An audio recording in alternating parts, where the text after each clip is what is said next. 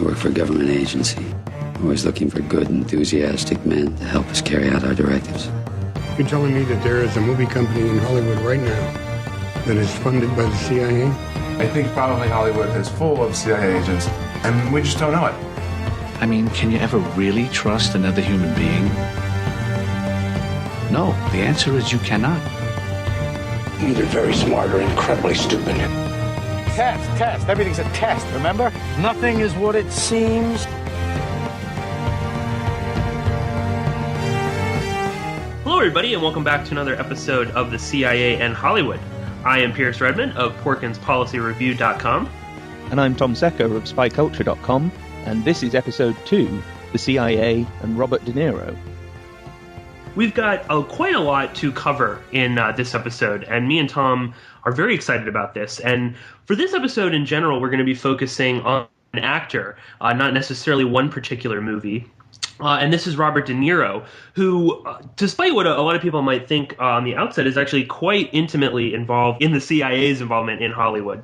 And we've decided to focus on 4 movies dealing with De Niro and dealing with his sort of transformation, perhaps, from a serious actor into a kind of comedic, weird sort of actor, and then eventually making a film specifically for the CIA. Now, these 4 movies are Wag the Dog, Meet the Parents, and Meet the Fockers, and finally, The Good Shepherd. Now, 3 of these movies have a direct CIA involvement that we know of, and that would be Meet the Parents, Meet the Fockers, and The Good Shepherd.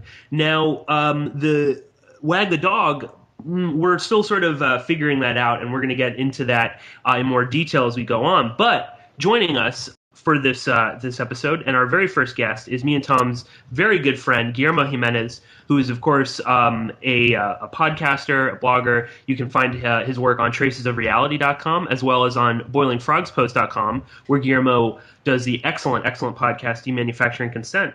But anyway, Guillermo, thank you so much for joining us, and how are you doing? Yeah, absolutely. Good to be here, Pierce. Thanks for having me on. Maybe before we totally dive into this, Guillermo, what are your sort of impressions on De Niro, and how do you view him as an actor, and maybe Sure. how you sort of view him in these 4 movies that we're looking at today? Yeah, it's funny, when you were talking about him just now, I was sort of reflecting a bit myself, and I had a similar take. When you think Robert De Niro, I mean, what comes quickest to my mind is, Taxi Driver, Raging Bull, Godfather. You think of those types, at least I do anyway. I would think most people would think of like The Godfather. That sort of film. But yeah, you're right. Lately, he has taken a sort of comedic turn. And I think weird is probably the most appropriate word to describe some of his roles lately, especially in the series you mentioned of Meet the Parents, Meet the Fockers, and so forth. But yeah, I mean, generally speaking, I think he's a pretty good actor. Maybe a tad bit overrated, in my opinion. He's sort of lauded as the epitome of what acting is in Hollywood these days. When you think of great actors, people usually name Robert De Niro, Al Pacino, these types of people. But I think he's an okay actor. I mean, I find his films entertaining enough. Especially, I said the old stuff. I'm a big fan of the older Robert De Niro movies. Big fan of Taxi Driver. Big fan of the Godfather series, stuff like that. And these newer films that we're talking about today, I am less familiar with, but I've familiarized myself with them lately. So looking forward to talking about that. But that's my general opinion of Mr. De Niro. Excellent. No, yeah. And I mean, the Meet the Parents, Meet the Fockers are odd movies, not the greatest or the funniest on the planet. And The Good Shepherd is a difficult movie. So I'm sorry to the listeners for having to go through that one. But Wag the Dog actually is a great movie. And this is a film that Tom and I actually went into in quite a bit of depth and detail on episode 21 of Tom's podcast, Clandestine. So I would recommend that the listeners go there if they want to get I think a great sort of a take on all different sort of aspects of the movie, how it relates to conspiracy culture and the media and propaganda, all sorts of things like that. But Tom, why don't you sort of kind of bring us into the sort of Wag the Dog theorizing that we've been sort of tossing around in terms of the CIA involvement. So why don't you kind of open that up for us? Well, I mean, the question for me, when we were doing that episode before, it was simply an observation that there are some parallels between Robert De Niro's character, Conrad Breen, and the CIA's entertainment liaison, Chase Brandon. But since then, we've been, digging into this a bit more and digging into De Niro a bit more. And it turns out he first got interested in making a movie about the CIA or with the CIA back in the early 90s. And this is around the time that the CIA first officially embraced working with the entertainment industry, though obviously they were doing it for quite a long time before that. So then they established the actual entertainment liaison office in 1996, and Chase Brandon starts hanging out in Hollywood.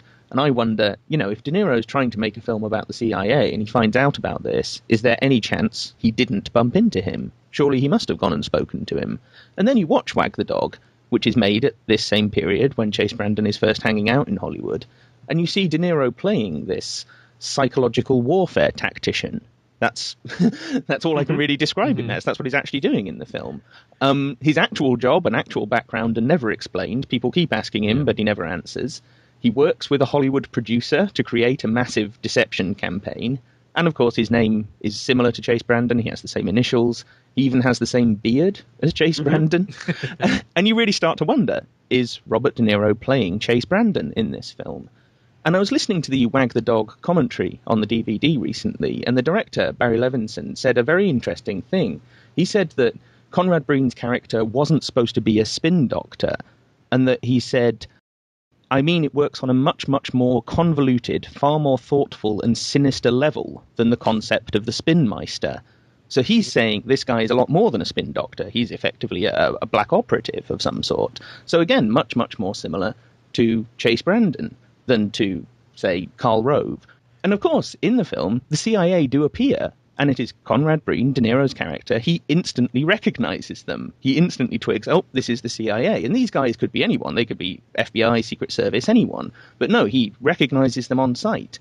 He then persuades the CIA guy to kind of back off from this deception campaign that they're running for the president in this scene with the most outrageous doublespeak. That I absolutely adore that scene, but it leaves me feeling rather cold, to be honest.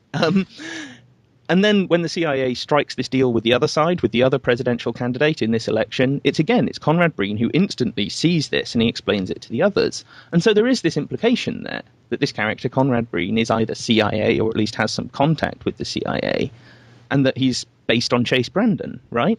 And yet, to my knowledge, Chase Brandon himself has never mentioned this film, and there's no reference anywhere to his involvement in it. And there is a bit more to this, but I'll hand it back to you first, just to sort of get your take on what I've outlined so far before I get into the slightly more tangential connection. No, I think that's excellent. And I think we even sort of touched on that in the Clandestine episode. And of course, the physical characteristics are very interesting. The beard, in Wag the Dog, he wears these weird sort of sports coats. I think he has the turtleneck on, which is if you look at pictures of Chase Brandon, he dresses like some weird sort of 70s, I don't know, CIA Hollywood guy. And that outfit I'm sure we'll talk about in Meet the Parents as well. And again, this seems like the kind of a melting pot in that the sort of mid to late 90s where the CIA was very much getting into bed with Hollywood. But Guillermo, what's your take on this theory? Do you like it? Is there anything that you want to add to it? How do you feel about it? No, yeah, it makes sense as Tom laid out. The timing of it is very, very curious indeed, as you mentioned. And also, funny enough, I forgot to ask you guys, are we avoiding spoilers when we're talking about these films, or can I go ahead and ruin some of the plot? Say whatever you like. Yeah. Okay, just making sure. But no, yeah, one of the things that I did find interesting at watching this movie is something that you mentioned, Tom. Of course, yeah, the character of that we believe is Chase Brandon. I forget the Conrad Breen, right? That's the character's name. Yeah, his official post or whatever agency he's representing is never revealed, and that's very interesting. But he does wield a tremendous amount of power, not just in the way he's able to spin the media and spin these fantastic tales and these fake news stories, but at the end, right? We all know by now. Hopefully, you've seen it. He just with a motion of a finger takes out Dustin Hoffman character just like that. Yes. So yeah, whoever this guy is, obviously does wield a great deal of power. At least that's the impression that you're supposed to be left with upon watching that. So if it is supposed to be based on this guy, And if they were talking to each other, I'm sure you've got to throw out of that about being portrayed in this way. Well, the final point on this is that the film does actually have a listed technical advisor, not a CIA guy, but a guy called Dale Dye, who is a ex-Marine, I think. And he's worked on loads and loads of films, both as an actor, but also mostly as an advisor or consultant. He worked on Oliver Stone's entire Vietnam War trilogy. He worked on JFK as well, which we'll touch upon a bit later on. But shortly before he worked on Wag the Dog, he actually appeared in the Mission Impossible film, the first one, which had at least some cooperation with the CIA. And after Wag the Dog, he appeared on the TV series JAG, is it called? JAG, which Chase Brandon worked on. He also appeared in the TV series Air America, which Chase Brandon worked on, and in the film Spy Game, which Chase Brandon worked on, or at least until the CIA decided they didn't like the sort of final draft of the script and they pulled out. So it's also very likely that Dale Dye knew Chase Brandon somewhere along the way, and I'm guessing perhaps he was the one who introduced him to De Niro. That's a complete speculation, but you see, with these sorts of connections, I think this is quite a compelling, if not conclusive, argument. I think so too. I totally agree. And again, I mean, it just sort of you do kind of just wonder, what was Chase Brandon doing? He obviously wasn't just sitting in an office the whole time in L.A. I mean, he must have been hobnobbing and getting introducing people to CIA officers or whatnot, things like that. But I think right now is a great sort of segue into Meet the Parents, Meet the Fockers, because of course this really does kind of solidify De Niro's working with the CIA. And let's sort of take the idea that Wag the Dog sort of introduced De Niro to Chase Brandon to this sort of world, perhaps. Now, in Meet the Parents, Meet the Fockers, this is very overt. And again, this is an odd choice that you wouldn't necessarily think of. I, for a very long time, had no real idea. Obviously, in Meet the Parents, Robert De Niro's character is a former CIA agent.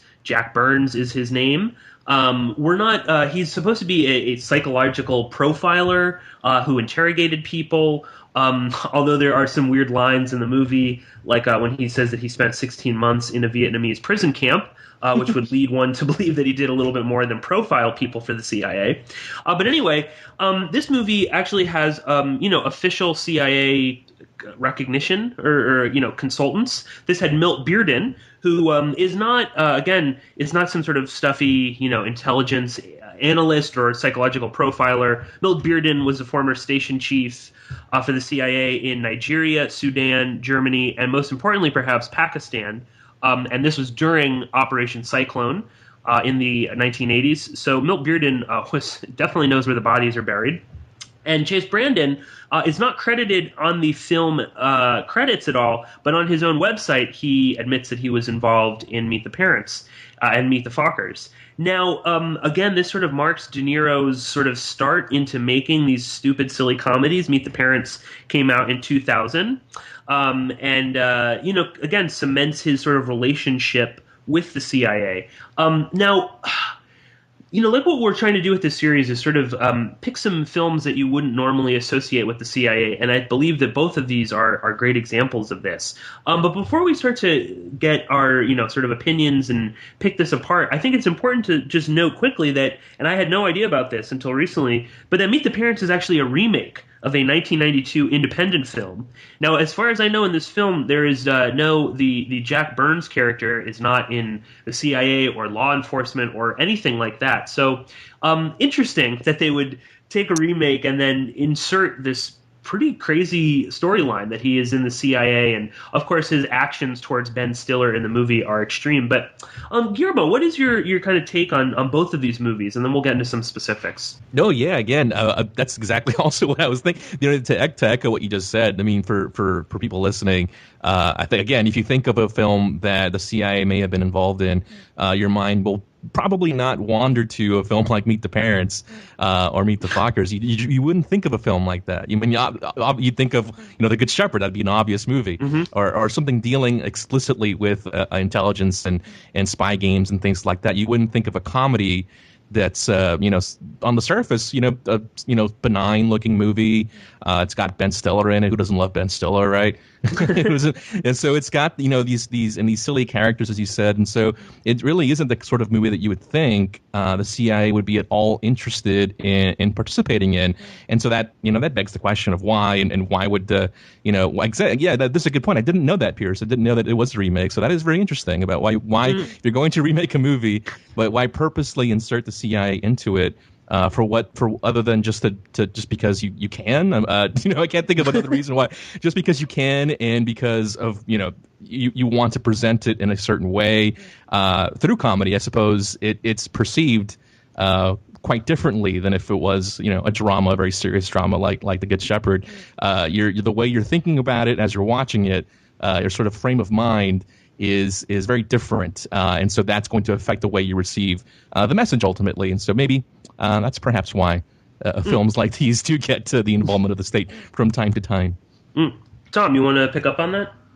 Well, I actually quite enjoy both of these films. I think they're really rather silly comedies. There's a lot of slapstick in them. There is this kind of fish out of water element in the first one, where Ben Stiller is this, guy from a kind of, let's say, slightly less ambitious, liberal Jewish family, and he's trying to marry into this very uptight, very conservative Protestant family. So you have this kind of clash of cultures thing, and he's very much, like I say, a fish out of water in that. And then that's obviously turned around in the sequel, with it's all about Robert De Niro's character is now meeting Ben Stiller's family, who are this, hippie, expressive Jewish, bunch of crazies, and he's completely out of his depth. He doesn't know how to deal with these people. And so, actually, one of the things that the director said on the commentary for Meet the Fockers was that he was kind of using comedy as a Trojan horse. But what he was thinking of was, in terms of, portraying this clash of cultures, and his ultimate sort of message is, why can't they all just sort of work out their differences and get along? But he does, use that phrase. And I found that very interesting. And I wonder, where did he get that phrase from? Did someone else suggest to him that this was, a Trojan horse, these films? Because they very much are. When I tell people these films had CIA involvement, they are generally very, very surprised. It's true. Oh, yeah. I mean, because it's just so, you just sort of wonder what the hell is what is Milt Bearden doing on set? You know what I mean? Like, what is a normal day on the set of like Meet the Fockers or? To piggyback on that, sorry, I wanted to ask you both actually. If it is a Trojan horse, then what's inside of it? What's the idea here, Tom and Pierce, both of you? What is the general idea? Why make a movie like this? Again, that Trojan horse seeming looking benign, just a silly comedy, and yet inject these themes into them. Why do you think that is? Tom, go ahead. Well, I mean, I think it's fundamentally about, in the first one at least, in Meet the Parents, it's about a kind of mentality. It's about making this very quirky, very paranoid, very controlling man seem like he's just a sort of, anxious father figure. And that's kind of what the CIA, I think, wants us to think that they are, is very much we're supposed to look up to them as this, serious, authoritarian, relatively patriarchal symbol, at least. And so the fact that he's talking about, the circle of trust, this is this big concept that runs throughout both of the films, the circle of trust, which is not only like a Secret Service concept, it's a secret society concept. It really is. And he's always talking about who's in the circle, who's out of the circle. I love the bit about him setting up this business with the, to spy on your babysitters, these hidden cameras that, you're supposed to use to spy on your babysitters, all of this sort of stuff, all of which, of course, has become far more normalized since that film was made. The notion of, you've got to fill your house with cameras to spy on anyone who comes in there, things like that. I think it's, it's introducing those concepts and those mentalities under the guise of something that's quite friendly. And let's face it, Robert De Niro, big actor, very popular actor, sort of actor that people are going to warm to. People do quite like watching him in these films and quite warm to the fact that he's so weird and so paranoid and so crazy. And so that, at least in the first film, would be my take on it. But Pierce, how about you?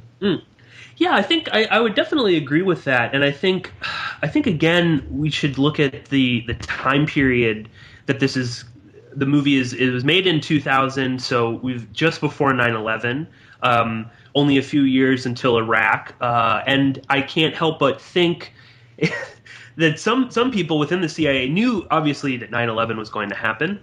They knew that they were going to get involved in in Iraq, that sort of the crazy stuff that we've seen happening, extraordinary renditions, torture, and sort of wanted to kind of get ahead of that in a way. So let's take the CIA, which is something that has been in film for a while. And we can look at in the 70s and 80s, it was always, the CIA was sort of always negative, or was sort of seen as this nefarious organization that was doing evil things. And then there was sort of a bit of a shift into, no, they're the good guys. And then with Meet the Parents, and then again with Meet the Fockers only 4 years later, we've got the more kind of silly, goofy sort of CIA. And again, like you said, Tom, the sort of father figure. And while De Niro is doing crazy things like the lie detector and spying, and in Meet the Fockers, it's even more extreme, the sort of CIA stuff that he does.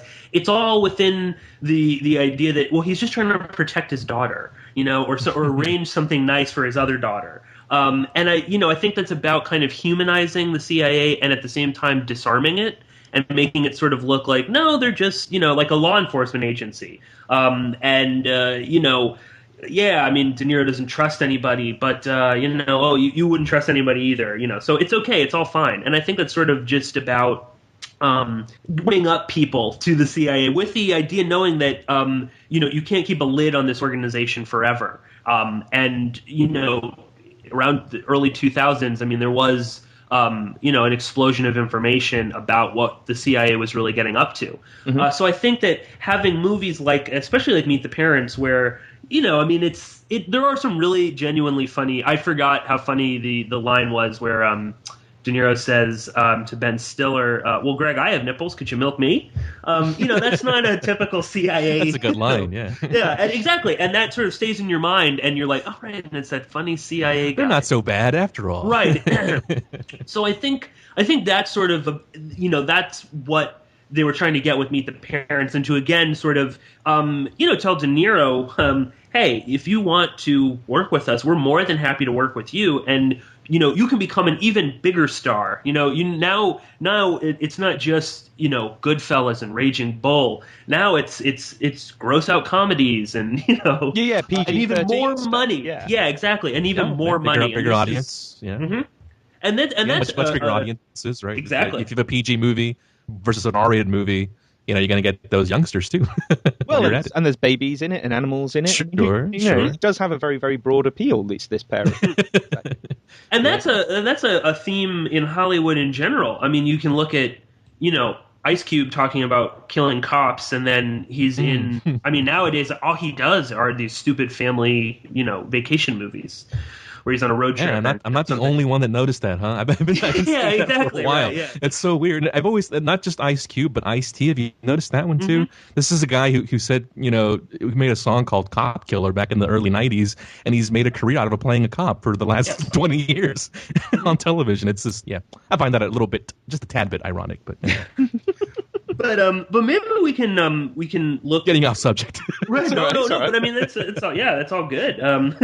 But maybe we can focus a little bit on Meet the Fockers, because I think that is maybe not quite as high a caliber of movie as Meet the Parents, but there is a lot more there, and I think that signals that really solidifies De Niro's sort of I'm with these guys until the end of time, because for all intents and purposes, this movie really plays up the gross out factor, really kind of latched onto this nasty, gross, vomit humor that's very prevalent in Hollywood right now.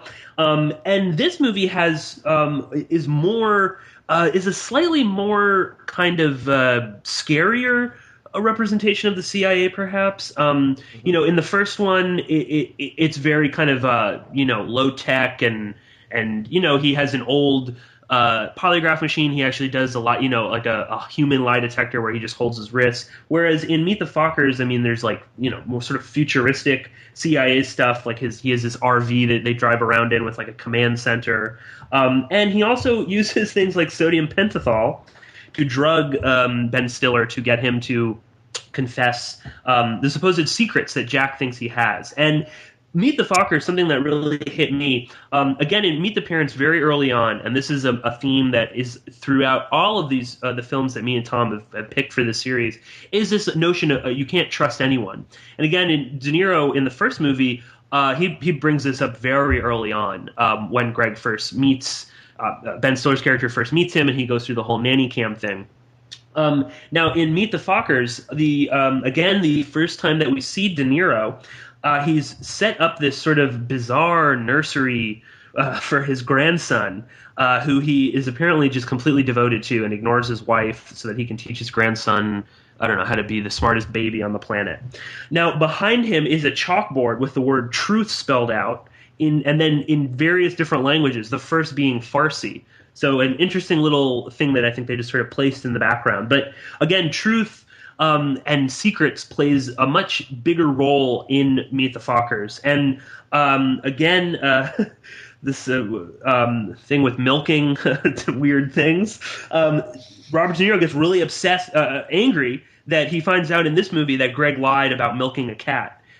So again, I mean, his obsession with truth and with, getting things right is interesting that they would place that in, that he would be upset that Greg lied about milking a cat, which is sort of like, how did you not know that was a lie? Mm-hmm. So that's a really interesting, thought to place for the CIA, that they're really concerned about the truth, guys, even the sort of silly things. But I don't know, Guillermo, what were your sort of impressions on Meet the Fockers? And it's interesting that you mentioned though, that they sort of ramped up these themes in the second film, because what I was thinking was I was just curious about sort of the process of making these movies, right? At what point does the CIA become involved? At what point are they consulted? At what point do they inject themselves into the conversation? Because I mean, I wouldn't think that someone like Ben Stiller, for example, would set out to make a movie to intentionally portray the CIA in a positive light for the purposes of propaganda and so forth. But at some point, that's what happened. At some point, that those themes are injected. But if I'm just curious about that for the first film, but by the second movie, that's a staple. That's become a very clear part of what's happening, and so I'm curious. Actually, I haven't seen the third installation. I'm not sure if you guys ever saw the Little Fockers, that third movie, and I haven't seen it either. I'm just wondering, if they ramped it up even further. This whole idea of trust no one, and that's a very common theme, of course, with any film that deals with intelligence, the CIA, anything like that. It's a very powerful theme, of course, in The Good Shepherd, which we'll be talking about here a little bit later. But yeah, I did find that very interesting. As far, again, going back to the process of making that film, and at one point this all becomes a bit more than just the movie, like we said last time. Well, that's one of the interesting things, is that I've listened to all of the commentaries and everything that's on the DVDs of these two films.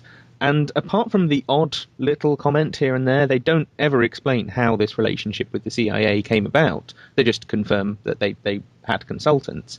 And the funny thing is, Milt Bearden was dropped for the second movie. He wasn't involved in Meet the Fockers, but Chase Brandon still was. And so I think, in as much as there is this weird kind of doublethink where they're portraying this character who is quite an unpleasant character. I mean, he does slip someone some sodium pentothal and then secretly carries out a DNA test on them. These aren't normal behaviors by any means. But, because they've disguised it as comedy, it sort of helps normalize it and makes it seem more, just sort of like a quirky personality trait rather than, a serious mental illness, which of course is, what it is. If someone actually behaved like this in real life, you'd think they were crazy. So I'm not entirely certain of the process by which it happened, but I will say that given the way that this was ramped up in the second movie, we can assume those things were not put there in the first movie so much by Milt Bearden as by Chase Brandon, because when they, let him loose on the second film, it got a whole lot weirder and a whole lot crazier and a whole lot more, involved in this dynamic of, the way I saw it was... is that they're kind of creating the notion of the lovable rogue agent, that they've taken the notion of the rogue agent as it appears in, like Pierce, you were saying, in 70s and 80s films about spy agencies, and they've thought, well, how can we make this more likable and more sort of friendly and quirky? Oh, right, we latch onto this big actor, this really big star, he's the one everyone's looking at, and we, attach some of these personality traits to him and make them seem, like I say, more like quirks than like serious problems. And actually, I mean, I really love Meet the Fockers, to be honest, for the simple reason that it's the reuniting, the reunion with Dustin Hoffman. I like it because it's kind of like an unofficial sequel to Wag the Dog. It's like they've both retired from what they were doing in Wag the Dog, and now, Dustin Hoffman's living in this silly house down in Florida, and Robert De Niro's going around persecuting his future son-in-law. And so, in that sort of, the way that you do with actors, you create a kind of alternative narrative through their films. I very much feel that's going on in this film too. I actually had a slightly different take on Meet the Fockers. Again, it does play up, the sort of the likable rogue, but I actually saw this also as slightly also portraying the CIA in a somewhat negative light. Nothing quite on the level that we'll get into perhaps with The Good Shepherd, but something that just sort of came to me was that De Niro constantly gets everything wrong in both Meet the Parents and Meet the Fockers. In Meet the Parents, this supposed, incredibly intelligent, globe-trotting CIA agent can't tell that his son smokes weed. He has no concept that Puff the Magic Dragon is about smoking weed. I love that. And then on a bigger level, in Meet the Fockers, he thinks that Ben Stiller has this illegitimate child. And again, everything kind of blows up in his face. And I started to wonder, is that something intentional? Is this the inevitable intelligence failure of the CIA? Albeit in a very sort of comic sort of sense, but like De Niro goes, drugs his son-in-law at a wedding party, so that he'll admit to all of these sort of things, but he gets that all wrong, and then everyone kind of hates him.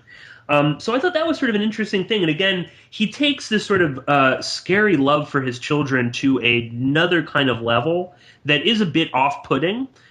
So I thought that's sort of interesting that, again, that's what's so fascinating about both of these films and the involvement of the CIA is that they're willing to get involved in something like this, like a gross-out comedy that, that's like the summer blockbuster with, complete with all sorts of nasty, babies vomiting and, all the sort of typical kind of silly stuff and old people having sex. I mean, who doesn't love that? And this movie is chock full of that.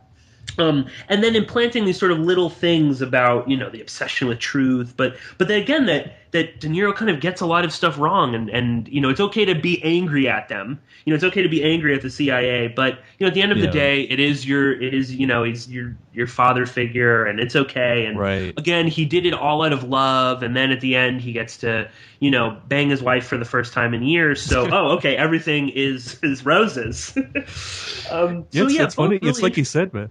No, yeah, it's funny. That's a really good point, Piers. That it does somewhat paint the CIA, this retired CIA agent, in a negative light. But to your point earlier, I guess it does humanize them in that way. It's just like you said. It's like okay, so they're human after all. They're flawed just like everybody else. But in the but in the end, they're good people, and they're just trying to do good work, and they're trying to protect their families, just like you and I. That's the general message that you get. That you take away from that, whether that's deliberate, whether that's a byproduct, I'll leave it to listeners to decide. But it's if it's done sort of repeatedly and systematically, one tends to wonder about these things. But something else that you were talking about as far as comparing this the first Meet the Parents movie with Meet the Fockers and the themes and how they're ramped up in the second one. And the second one, you see more of De Niro's characters' flaws and stuff like that. You can also look at the timing of it. As you said earlier, the first movie is 2000, this is pre 9/11. The second movie is 2004, post 9/11, like already towards the end of, or at the end of the first Bush W's presidency, right? The first administration. So the country, not just the country, but society generally, globally, is very different after those 4 years.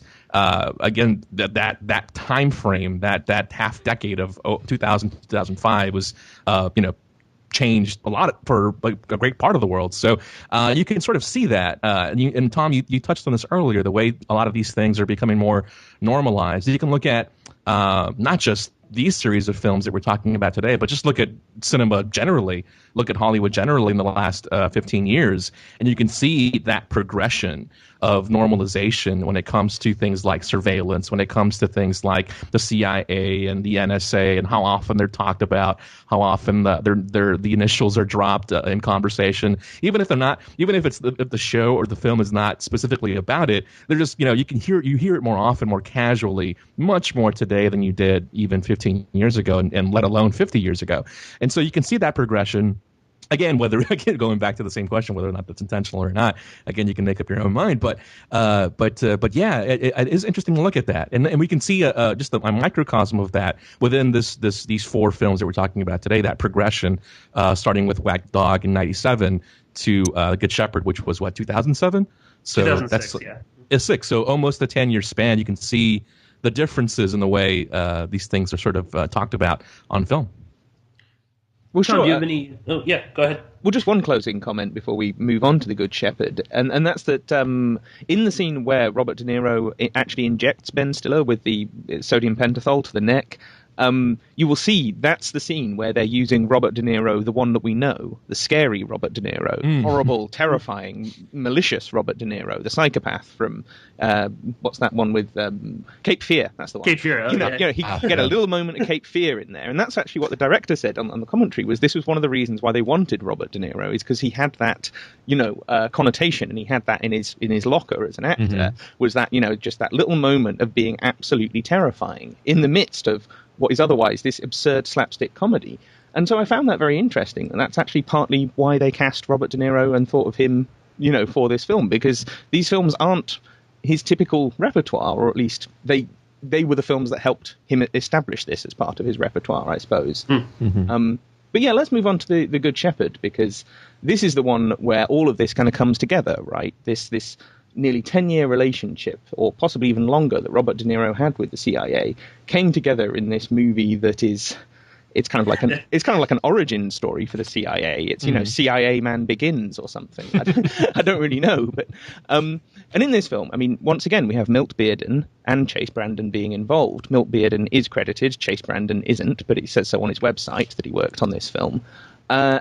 Bearden was credited as a technical advisor, but he was a whole lot more than that. He was taking Robert De Niro on tours of Afghanistan, of the border regions in Pakistan.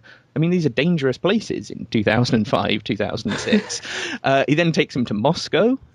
He teaches him about spying techniques, about tradecraft, and presumably tells him a load of old war stories and things. And Matt Damon also consulted with Bearden during this production. I think he was an on-set advisor. He was there for, advice and consultancy throughout.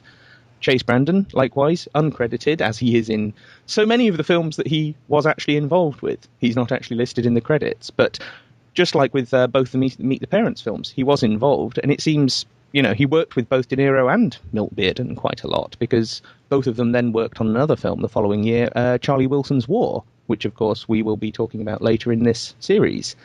But one particular thing that ties in with a recurring theme that we've noticed with this sort of stuff is that the art director actually visited CIA headquarters and talked to Bearden and other CIA people as part of the preparation for making this film.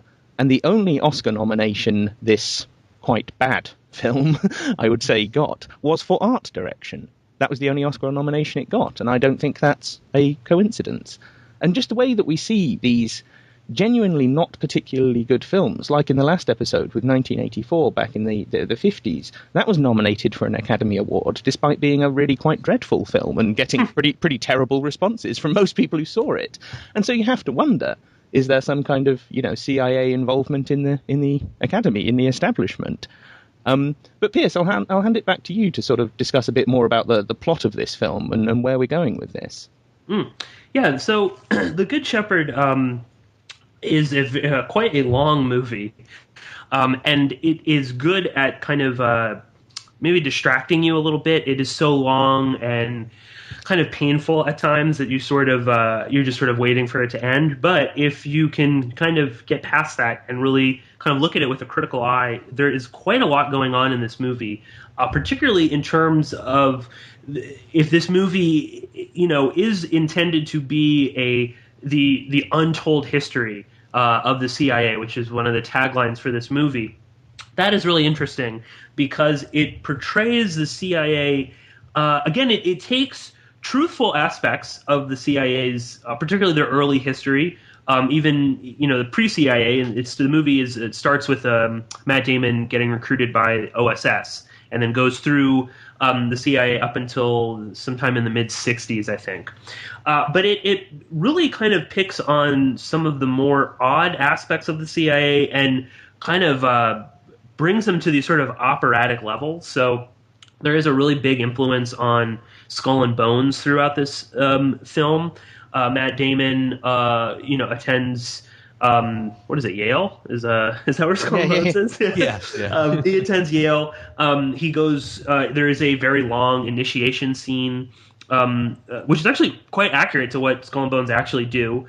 Complete with the sort of the ritual where you lie naked in a coffin and you confess your secrets. Now, I think really it's sexual secrets. In this, it's just any kind of secret. So again, we've got this. This idea of secrets and truth and the circle of truth. Again, as Tom pointed out, that is really not specific to intelligence agencies, but specific to secret societies. And again, I think they're kind of making that parallel between what the Central Intelligence Agency is really a somewhat known secret society, but certainly a secret society nonetheless. So there's a big emphasis on that. Apparently, it seems like most of the CIA decision-making and planning of operations takes place at the Skull and Bones retreat, which I believe is near Long Island. Nothing at Langley or anything like that. Mm-hmm. And again, it also takes Matt Damon is, I guess, our hero in the film.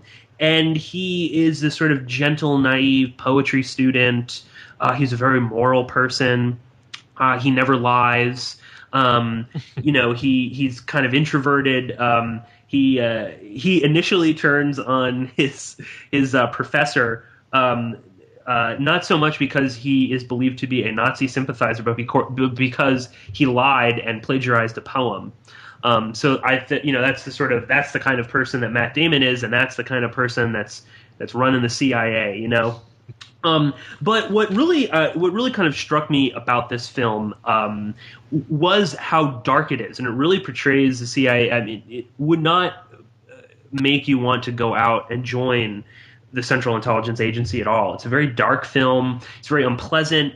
Matt Damon, does not love his wife, who is Angelina Jolie, who's absolutely dreadful in this movie. He doesn't really connect very much with his son. I mean, he has no real friends. He, kind of uses women to a degree throughout the movie. It's just, it's the kind of things that they get involved in. I mean, there's this whole sort of issue of, killing people that are virtually innocent. There's just this really negative sort of sense, and this is interesting because it's not portraying the CIA at all in the kind of light that you would think. And we can debate, how is that what they really wanted to go with? Is this a bit of double speak or double think going on here? But yeah, that's sort of the general sort of sense. And then we can get into some of the specifics because there are some really interesting little tidbits throughout this movie. But I don't know. I mean, Guillermo, what was your general take on it? Yeah, okay. Well, it looks like I'm going to be the odd man out on this one because I actually enjoyed this film. I actually thought it was quite good the first time I saw it. And I saw it again recently just to kind of catch up on it. And when I first saw the movie, it was right around when it was first released. I didn't see it in the theater. I saw it once it came out on DVD. And liking it and thinking, I didn't think of it as critically as I think about it now, because at the time, what really caught my attention was the sort of stuff that you just talked about, Piers, how dark it was, and how at least then, and even now, I can still see how it doesn't portray the CIA quite exactly how they'd like to be portrayed in film. It does. They really do play up the you can't trust anyone sort of angle, and you're constantly looking over your shoulder, and you literally cannot trust even your own family, your wife, your son. You can't trust a soul, and you live this sort of life of isolation as a result, and end up, I don't know, hung in a closet someplace or something. So that's the sort of feeling you come away with, and of course you talk about the the historical implications of the film and the way that that's portrayed. And there are, the film does go through. I believe I haven't really read too much of the sort of background of it, but based on a couple of the reviews that I've read, and Tom, you shared a pretty good one from the CIA itself, which I think we'll probably talk about here in a minute. But they do go through sort of painstaking efforts to get as much of the sort of look of the film as accurate as possible, and so it does feel like you're watching a very historically accurate movie. The style of clothing, the eyeglasses, the cars, everything is done just the way you'd expect it to look in that time period. And it does talk about real historical people. They're every character, just about every character, is a composite of real people who were involved in the creation of the CIA. And so there are elements of truth in this film, but of course they're dramatized, they're played up. It's not 100% historically accurate at all. The film does take plenty of liberties when it comes to that sort of stuff. But like the agency said, and I wanted to read this little bit of that review, and maybe we'll get into more of it. But this is what I found most striking about this, is because the sort of stuff that we've been talking about. Why would a movie like this get made? Why would they do this? Why, if this really was the way they sold it as the untold history of the CIA, and and then the CIA. Just like with the Argo, was it? Where they, oh no, it was with the name escapes me. 0 Dark 30, where they come out and say like, oh, this is not at all what we wanted. How dare you portray? And then, but that they really do. Come on, they're loving the hell out of that movie, just like they love the hell out of this movie in secret. I bet, because in the end, even though it does portray them in this sort of dark way, in the end, they are, like you said, Matt Damon's character, has a strong moral compass. In the end, they're good people trying to do good work for the love of their country. That's all. That's at the bottom line. That's what you are led to believe. And so this last line from this review, it's more of a conversation between agents of the CIA talking about the film, and they're going back and forth about this historical inaccuracy versus that historical inaccuracy. But they conclude by saying, it's right around. Oh, here we go. So one of the last things that they say is, so lacking alternatives, The Good Shepherd is probably as good as any film on the agency. For the intelligence professional, it's probably worth seeing, at least to be able to discuss it intelligently in social and professional settings. So here they are saying, well, yeah, okay, so it does take some liberties, and yeah, we didn't get portrayed quite exactly how you wanted, but this is probably the best we're going to get. This is as good as any film that they've seen on the agency. So I think that says a lot about this movie. Well, what I took away from the film was maybe less about the portrayal of the CIA itself, but more a portrayal about the world in which it was created.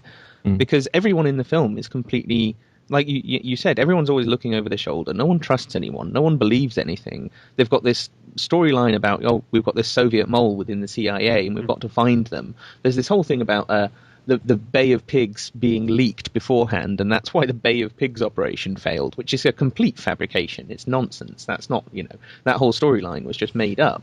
So it's not just about the CIA themselves. They're trying to sort of rewrite history to portray this world of, a world where it's very scary, it's very complicated, it's very difficult for anyone to figure out what's going on.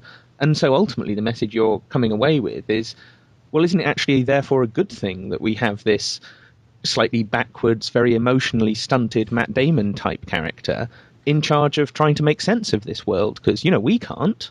The world's far too scary and complex for us. So isn't it good that we have an agency like the CIA with those characteristics to come in and, I don't know, mop up the mess, or at least figure out what's going on? But, I mean, Pierce, you wanted to get into at least one very specific scene in the middle of this film, which I think really does cut to the heart of what this film is about. So I'll let you go ahead with that. Sure, yeah. I think the most important scene in the whole film, and perhaps one of I saw as one of the purposes of actually making this film, happens right in the middle. And this is a scene I'm sure everyone will remember. I did actually see this in theaters with my dad, and I remember this scene. It was like forever sort of ingrained into my brain. And this is when they're trying to figure out who this mole is. And they believe that they have this one Soviet defector who they are convinced is real.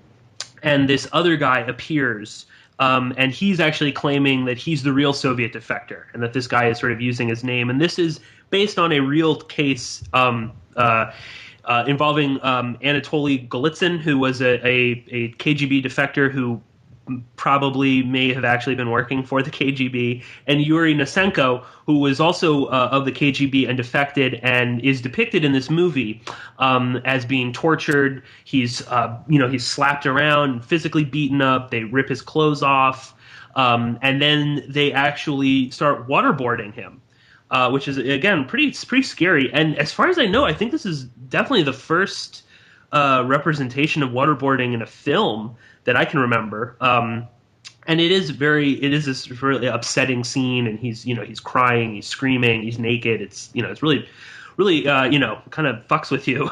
And then to just sort of up the ante, they decide, oh, you know what? Let's inject him with LSD because this has been working just gangbusters lately as a truth serum. And they inject him with LSD, and then he starts tripping. He's singing songs and sort of laughing, and oh yeah, isn't acid great? Then he gets really serious all of a sudden. He starts kind of tearing up and crying, and he goes into this very bizarre little monologue between him and John Turturro, who is his interrogator, where he says essentially that Soviet power is a myth, that it doesn't exist, that in reality everything is falling apart, nothing works right, it's a complete sham. But that you, the CIA, you need this myth. You need to have the Soviet, is going to invade so that you can maintain, and this is his own words, the military-industrial complex. That without us, the military-industrial complex will fall apart, therefore the CIA will fall apart. Then he freaks out and jumps out of the window, killing himself. He's like 10, 20 stories up. Now, this scene is interesting, for a variety of reasons. First off, that they actually waterboard him, which is, again, the time period, this is a little bit after Abu Ghraib. This is when all sorts of nasty little secrets were coming out about what the CIA was doing in terms of enhanced interrogation or torture. So we've got that.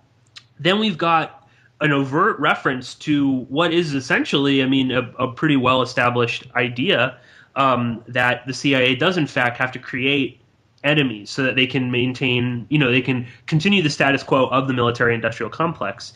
And to just sort of add, another layer to that, we've got MK Ultra popping up in this with LSD and the truth serum. And this is definitely, they are referencing Frank Olson, who was a real, he worked for the CIA as well as for the military, was involved in MK Ultra, and was drugged at a meeting of MK Ultra people, and might have actually spilled the beans about that he revealed secrets, and later in New York City was drugged again and was thrown out of the 20th story of a hotel room.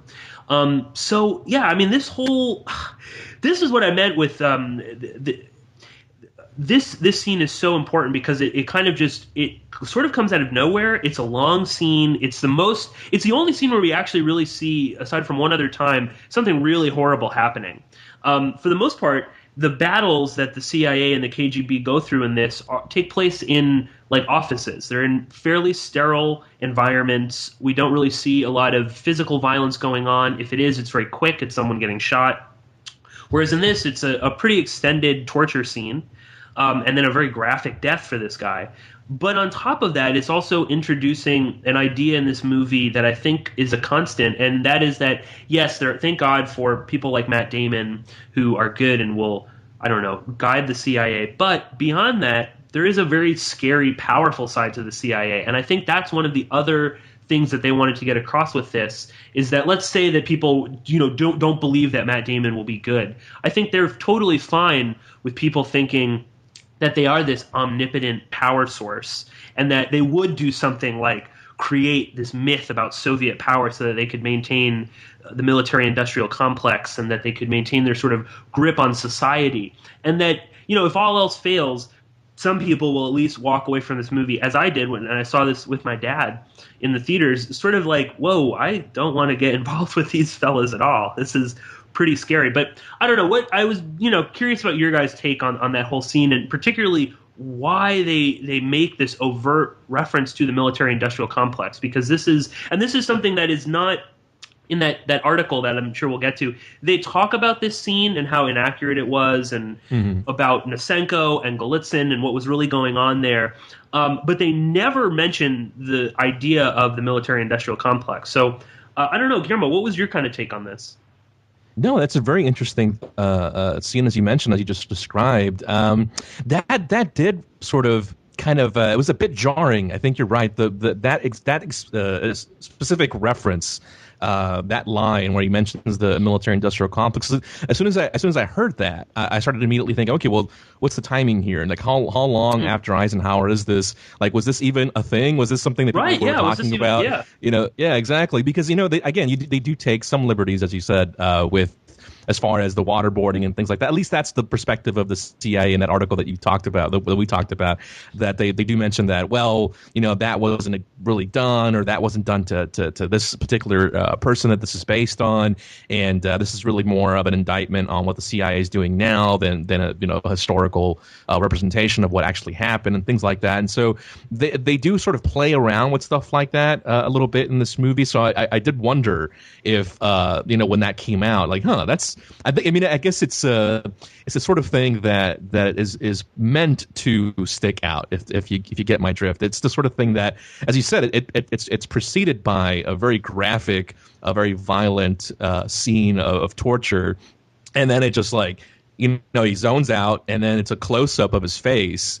And that's really all you see is him talking, and then he just very, very, very seriously starts talking, and to no one, looking at the mirror, which is a two-way mirror, and that's where Matt Damon is listening. So it's almost like he's looking right at him, and then he says the line about the Soviet power's a myth. It's that, like you just said. So it is very interesting. It does sort of like whoa. There's that whoa moment in the movie for sure.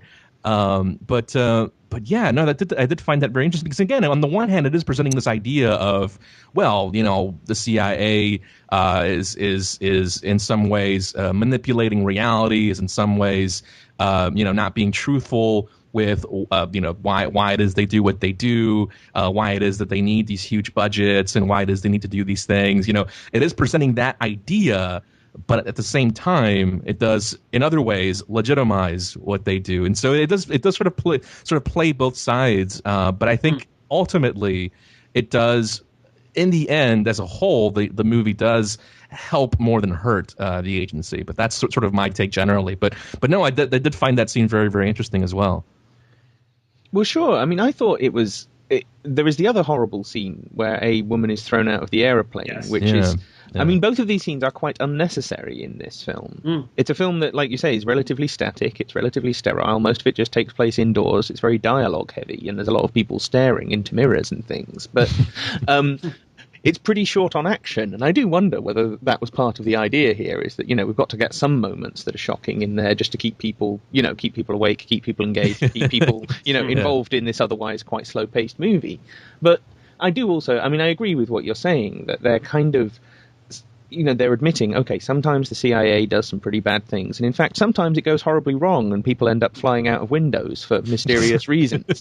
But once again, it's because the world is a very dark, scary place. That's the whole thing about what he's saying here, is that, if it's true that the CIA are advocating and propagating this myth of Soviet power in order to advance the military-industrial complex, then, like you were saying, Pierce, all it makes you think is like, oh God, I just don't want to be involved in that world. I just don't want to have anything to do with them. So your reaction to this is either to kind of push it away from yourself and try and deny that is actually the world that we live in, or it's to think, well, the world's a horrible, scary place, so aren't we lucky to have the CIA? Those are the only two responses that are really available to you, I think, in not just in that scene, but in the whole film. And this whole thing about, rewriting history, this is what the film does. It rewrites history to create an origin story for the CIA for an audience in 2006. They aren't worried about what people thought of the CIA 50 years ago. They were worried about what they thought of them then. And so hence incorporating something like waterboarding, which probably wasn't part of the CIA's torture repertoire back then. Certainly they tortured people, but I've no knowledge of them waterboarding people back then. So, they're incorporating that element because they are speaking to the present day audience, or at least the audience of, a few years ago. So that's what I think that was all about. But I do think we should perhaps move on to this CIA article about the Good Shepherd, because it is quite interesting. Mm-hmm. And I mean, it's essentially a roundtable discussion by a bunch of CIA historians, a bunch of guys who work for the CIA professionally as, academics or whatever. And there was one comment that really made me laugh, and that was by the CIA's chief historian, David Robage, and he said of The Good Shepherd, "This is unlike other movies or television shows that use the agency as a vehicle to present what is transparently total fiction." Goes on to say, "I'm thinking of Mission Impossible, the Bourne movies, Spy Game, The Recruit, Alias, The Agency, and so forth. And all of these films and TV shows had some kind of CIA involved." Yeah, exactly. So the list that he picked, he was presumably struggling to think of something that didn't have CIA involved. Yeah. And that really, really did make me laugh, because I don't know whether that's ironic, whether this guy's out of the loop and doesn't actually realize what he's saying there, or whatever. But it does explain very well, this article. I think there's a little table in it where it explains who these characters are based on, so you can find out, the real person and then the either composite or fictionalized version in the film, and does make it very clear that that is in fact what the film is doing. It is rewriting the history of these people. It is recreating these people's images. But the bit that really stuck out to me, and this is also what I think kind of cuts to the core of what this film is about, is that they compared it to Oliver Stone's movie JFK, which Oliver Stone himself said was a kind of counter-myth to the myth of the Warren Commission's report about the Kennedy assassination. And I think my hypothesis here is that in one way, The Good Shepherd is a counter-myth to JFK. I mean, it retells a lot of the same events. It retells the Bay of Pigs. It's set in the same period. And, I mean, I think JFK is a much more accurate film, though there are some problems with it, and it isn't attempting to be wholly accurate by any means. But there again, JFK is kind of like an origin story for the CIA, or at least a kind of story of its formative years. Yeah.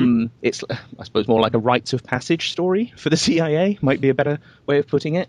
And I think that's what The Good Shepherd was attempting to do, was to take the impressions that people had got of the CIA from that film, make a similar sort of film, very drawn out historically, very visually accurate, a very good visual recreation of that time, but completely twist that impression of the CIA round in a circle so that it was more what they wanted it to be. That's, like I say, it's rewriting history. I mean, Pierce, do you think that's a reasonable assessment? Or Definitely. And what's so funny about this article is that they go to such lengths to kind of dismiss the movie, but at this and to sort of, they say that, it's too dark, and really the CIA is so patriotic, and they're really wonderful, they do great things, and then this is a real quote where they get really pissy about the history. And this is from Thomas Coffey, who is this article is from a publication in the CIA's magazine called Case Studies in Intelligence.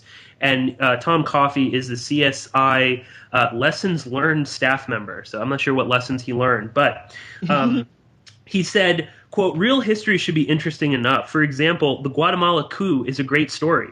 The covert operation in Iran in 1953 leading to the overthrow of the Iranian prime minister, another good story, doesn't even play in this movie." So while they portray while they're trying to say, they're so negative in this movie, they routinely talk about, overthrowing Mossadegh was awesome. That is such a good story. They talk about installing Mobutu, and they refer to that installing a pliant dictator is a common CIA practice. That's another good story.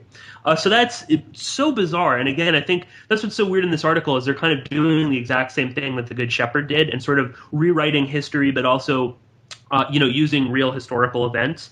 And it's funny that they mentioned JFK early on, because Yuri Nosenko, who is the guy who is being tortured in that scene we were just talking about, one of the things that is quite infamous about him is that he claimed to have been the case officer that actually handled the debriefings of Oswald when he went to Russia.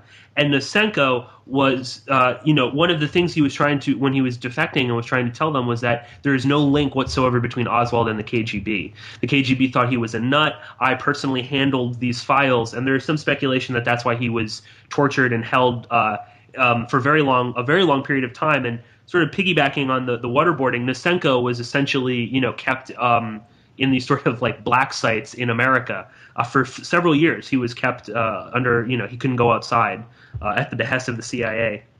And just one last thing about that article and some of the crazy, they mentioned JFK. At the very beginning, they also talk about one of my favorite directors, Costa Gavras, and they refer to him as making propagandamentaries. And they list 2 movies, Z, which is an excellent film, which is all about the CIA, essentially is a retelling of the CIA's, or, the involvement in Greece during this right-wing coup. And the other film that they also mention as a propaganda piece that sort of takes real events but, uses them for some left-wing cause or whatever, is State of Siege, which is a movie all about USAID's involvement in Uruguay and the crazy stuff that was going on. And that movie is actually based on the abduction and killing of Dan Mitterrone, who was an FBI agent as well as a CIA agent, and is rumored to have actually been Jim Jones's handler before he died. So both really bizarre. I had no idea why the hell they would mention these movies with so many bizarre connections. And talking that, that's propaganda, but, The Good Shepherd isn't quite like that. But I don't know, Guillermo, what was your take on this insane article? Yeah, no, it's funny that you mentioned those particular passages, because that's actually what struck me as well. I mean, when I was reading this the other day, I stopped reading it at that very point and just sort of threw my hands up saying, I can't really. I couldn't believe that, because you think back, at one point all this stuff was classified, right? All this stuff never happened. The CIA wasn't involved in Guatemala. The CIA wasn't involved in Iran. At one point, those were secrets. Those were things that if you talked about them, you were a conspiracy theorist, right? You were someone not to be taken seriously. And yet, you flash forward to just I don't know when this roundtable was happened, presumably around 2006, 2007, whenever the actual movie came out, and you flash forward to that time or to now even, and these things are talked about in casual conversation between 3 agents of the CIA in discussion of a movie, like it's no big deal. Like not just like it's no big deal, but like it's a good thing. Like you just said, why aren't they talking about the coup? Why aren't they accurately portraying our coup in Guatemala? This is an injustice. They should have talked about the radio broadcast and this and that. They go into that a little bit, and so it was really funny to me. Funny in a sort of crazy way, right? Like not funny haha necessarily, but just odd that this is, you can't help but laugh at it, though, that this is a conversation that they had about this movie, talking about, again, these things so casually, talking about the LSD and MK Ultra, and again, something else that at one point you were crazy if you talked about, and here they are discussing it openly. Like it's no big deal. Like they're a good thing. Like it was something that needed to be done and needs to be portrayed accurately in a movie, like The Good Shepherd. But yeah, I sort of got a little bit ahead of myself earlier when I read that sentence or that line from this article, because they do throughout this discussion, throughout that roundtable discussion that's inscribed here, they're just shitting on the movie the whole time, right? They're just crapping all over it. They're just this is so bad, and then this is so bad, and this part of the movie was so bad, and yet they close it off by saying, well, it's the best one we've got.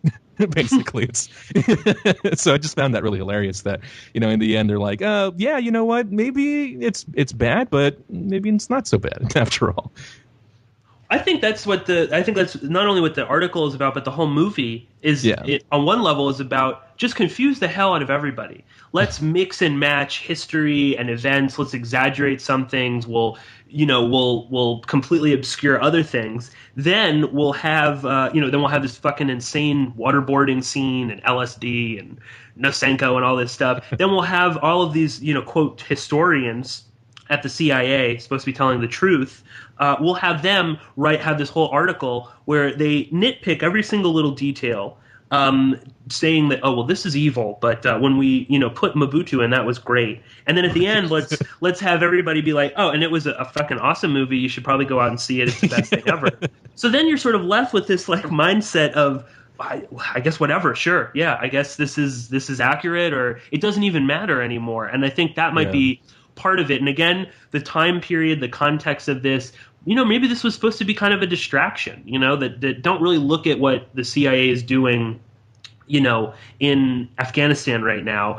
Just sort of concern yourself with these older things, and yeah, it's dark and evil and weird, but don't worry because the CIA historian said it's not really accurate, but it is at the same time. But don't really worry, and there's a new Little Fockers is coming out soon, so just gear up for that movie and forget about all of this. That was kind of the impression I got through a lot of this. But I don't know, Tom, do you have any other thoughts on this?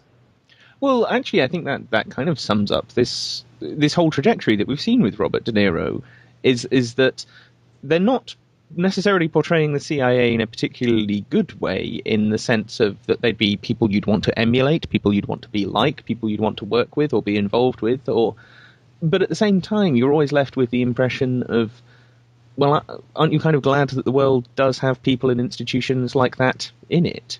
And that I think applies probably not to Wag the Dog necessarily, but the involvement in that film is somewhat obscured, and exactly why that involvement was there, we're not sure. But certainly with the two Meet the Parents, Meet the Fockers films, I think you have, it's a completely different sort of movie, but it's ultimately the same kind of impression that you come away with.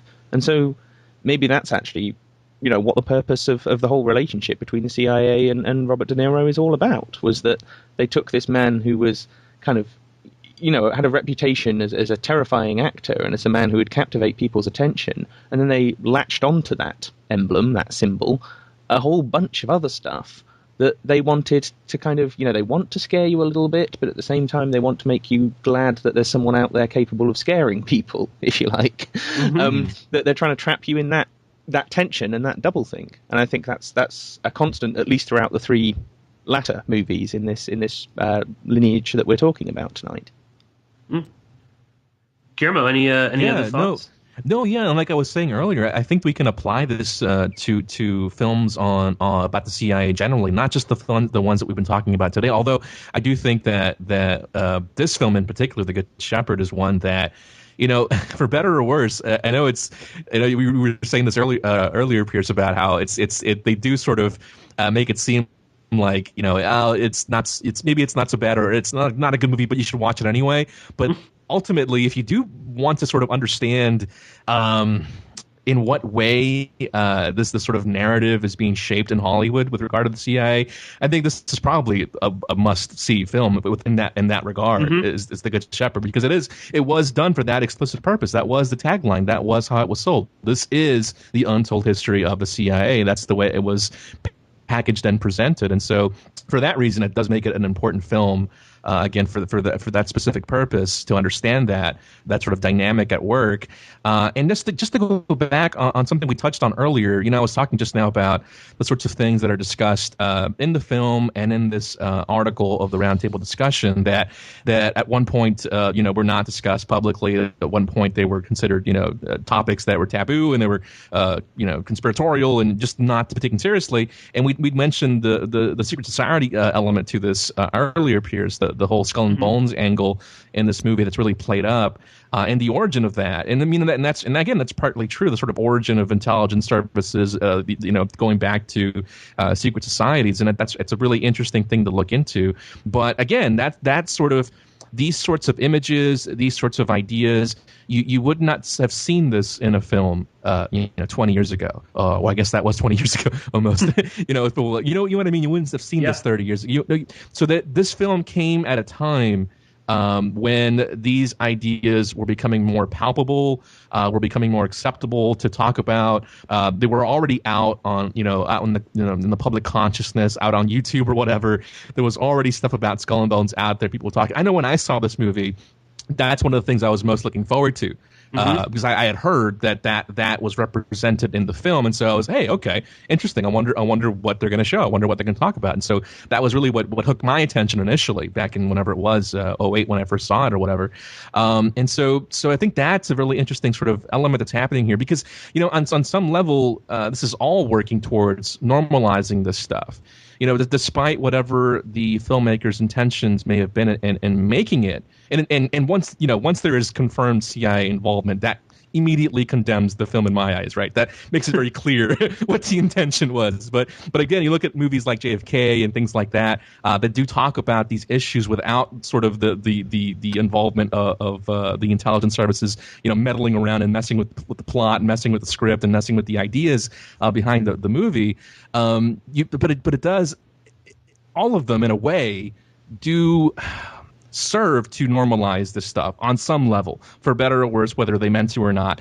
And so that is something that I constantly think about when it comes to movies like this. Is how are they affecting that collective consciousness? How is that affecting the way we talk about these things, the way we think about these things in the general public more than anything else? And how are people now perceiving these things? Because at one point, again, you mentioned Skull and Bones, and not only was it wacky, but it was at least for a time it was perceived as something very serious, very sinister, something that should be taken seriously.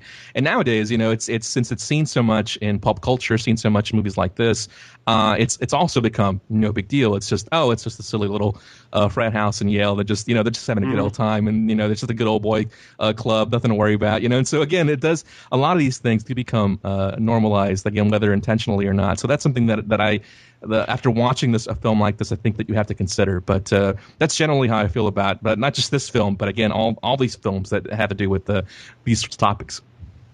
Yeah, no, and I think again, at least with The Good Shepherd, this is a great example of the CIA needing just, perhaps even just for that, that brief time period, just that year. Okay, we've got to get something out. We've got to do, something. Let's take a chance on this.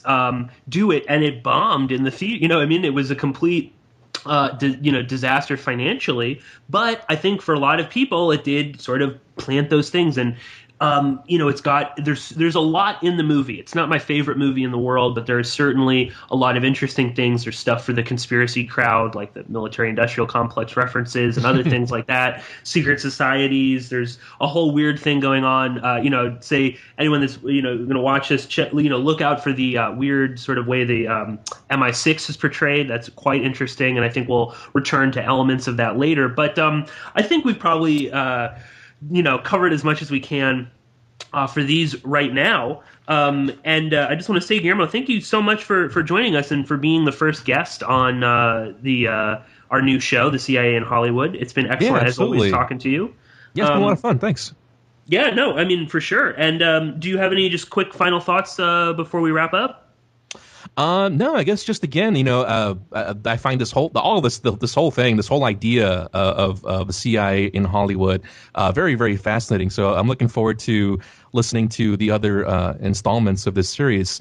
I think it's a really, really cool subject to be looking into. And not just that, but again, it's just, I'm personally very interested in it. I know a lot of people out there listening obviously are interested in the subject. So I'm looking forward again to listening to that. But yeah, no, again, just that general idea is something that I think deserves to be explored. So yeah, I appreciate you having me on. It's been a pleasure, honored to be the first guest, but it's been a blast. Thanks.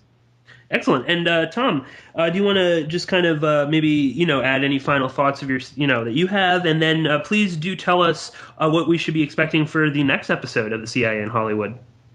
Well, I don't want to just sort of repeat what I've already said. So I think we've got to the bottom of this in as much as we can within the confines of this conversation. But in the next episode, we're going to be looking at another similar sort of film in a lot of ways. It's the 2003 film The Recruit, which stars Al Pacino. He is the other sort of A-list classic Hollywood actor alongside Robert De Niro. And it stars Al Pacino and Colin Farrell, and Chase Brandon was as involved in this production as anyone has ever been involved in a production from the CIA in Hollywood. He effectively helped to write the script for it. It's, I think, probably the best film, actually, perhaps, that we're going to be looking at in this series. It tells the story of a young man who is inducted into the CIA, a bit like Matt Damon in The Good Shepherd, and it is full of double crosses and second-guessing and twists and turns and all that good stuff. And we will be discussing that film with our good friend Aaron of ageoftransitions.com, so everyone can stay tuned for that. But yeah, thank you, Guillermo, for joining us and offering your input today, and thank you, Pierce, also for doing this series. Absolutely. And to everyone listening, I'd just like to say thanks for taking the time, and, of course, please do join us again soon for another episode of the CIA in Hollywood.